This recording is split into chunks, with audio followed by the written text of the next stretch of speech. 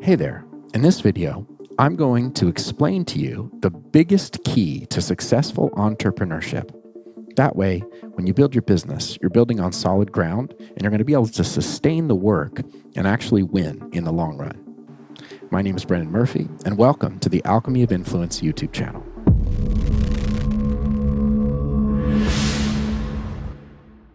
Most entrepreneurs don't realize this, but the number one reason they can't break through to the level of success they truly want isn't because they're not working hard enough or because they don't know how to sell or market.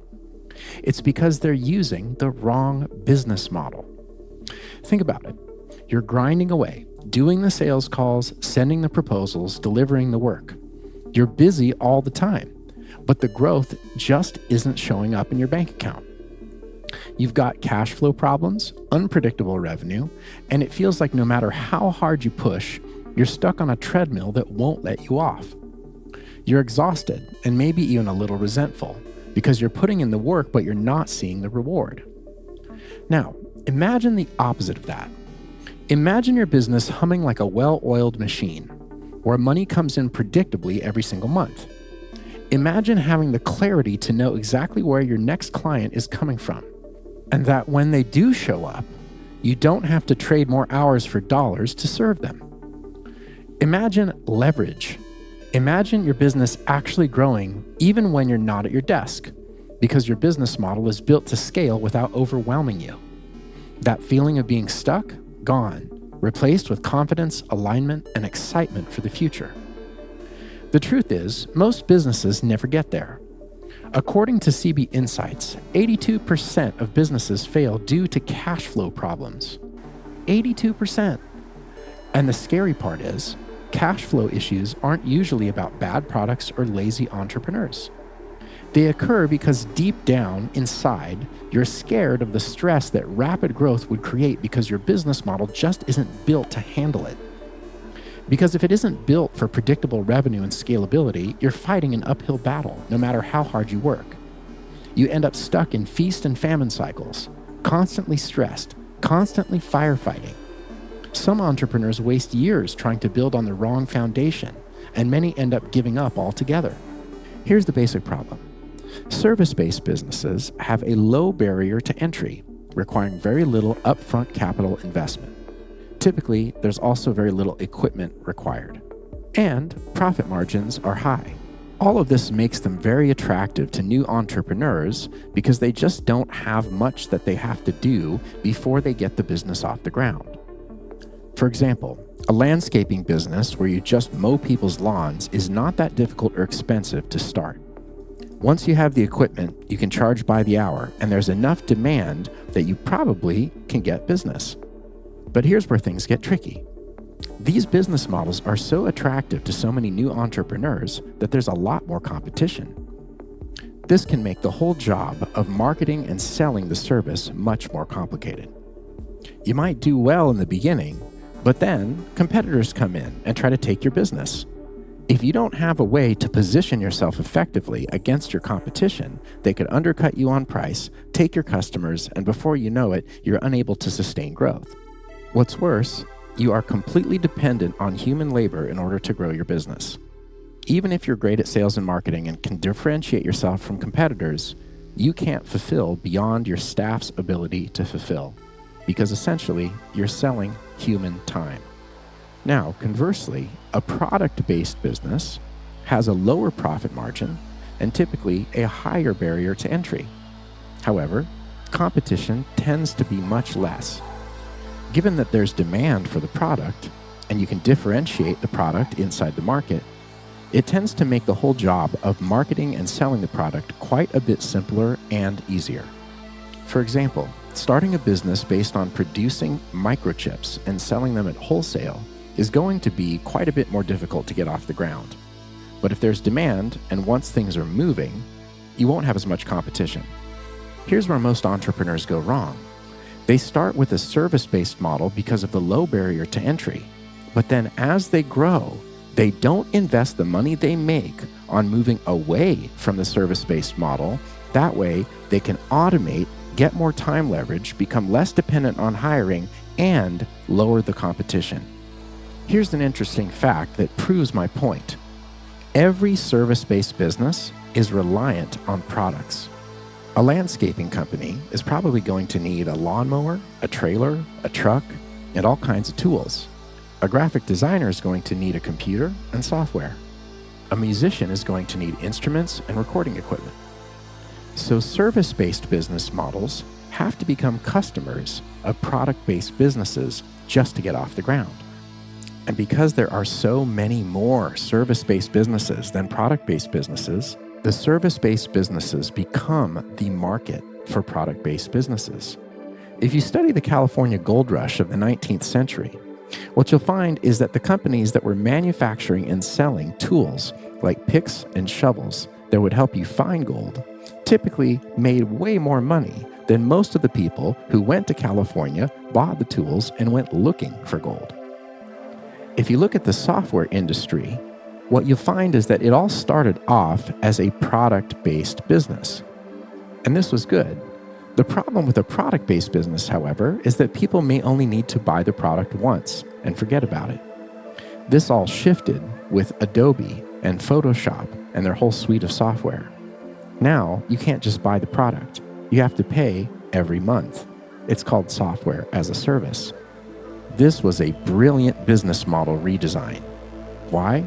Because it allowed software companies to get around the problem of just selling their software product once and then customers forgetting about them.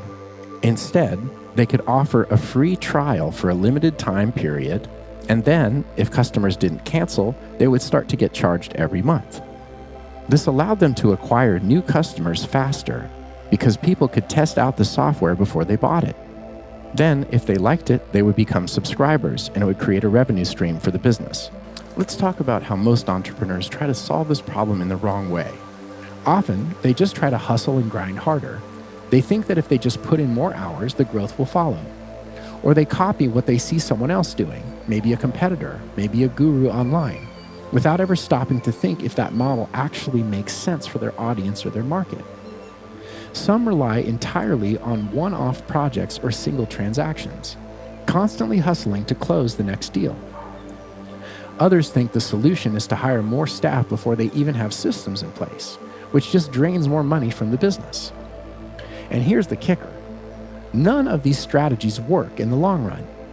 Hustling and grinding harder might get you more revenue in the short run, but it also makes you burn out faster.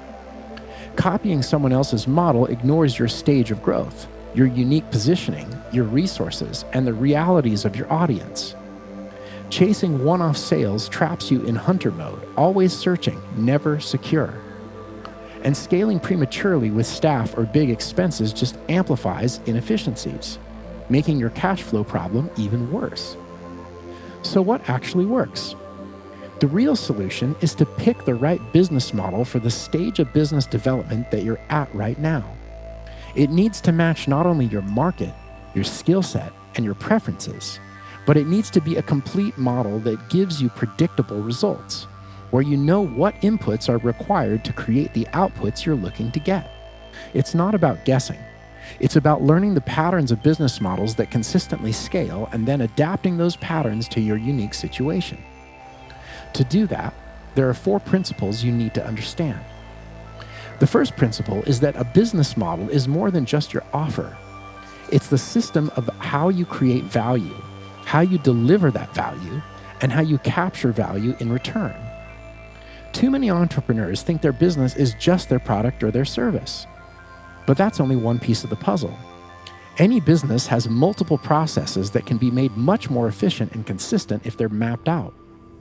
Every business needs processes for acquiring customers, delivering value, and providing customer service when things go wrong. But some business models also require processes for generating leads, qualifying leads, sales, fulfillment, training employees, legal compliance, and more. If these aren't all mapped out and detailed, it's all too easy to get caught up in activities that don't matter. The second principle is that the right model creates leverage, while the wrong model multiplies inefficiency. Leverage is what allows you to serve more clients without working more hours. If your business model doesn't create leverage, you'll always be stuck at the mercy of your own time and energy. Most freelancers simply sell their time by the hour. Most businesses pay their employees by the hour. In many cases, this is not the best way to do things. The problem with this approach is that it incentivizes inefficiency. No one should really get paid more for taking longer to complete work. If anything, people should get paid more if they work faster and complete tasks in less time as long as they meet quality standards.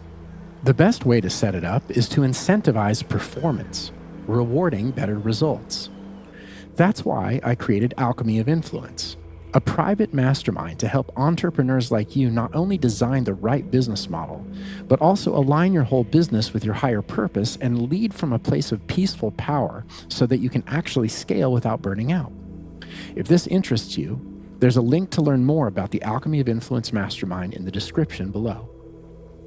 The third principle is that predictable cash flow matters more than one-time revenue spikes. Chasing big deals might feel exciting, but without consistency, you're always on edge. A strong business model builds in recurring revenue through subscriptions, retainers, or continuity offers that give you stability and peace of mind. When you look at the most successful businesses that have the lowest rates of failure, they all have recurring revenue built in. Storage unit complexes, apartment buildings, and software subscriptions all charge the customer regularly, sometimes in an automated way. This allows them to sell just once and create a revenue stream for every customer that lasts for months, even years. Bills and operating costs are going to keep coming in every month, so why not at least have some offers that create automatic cash flow? The fourth principle is that your business model has to evolve with your stage of growth.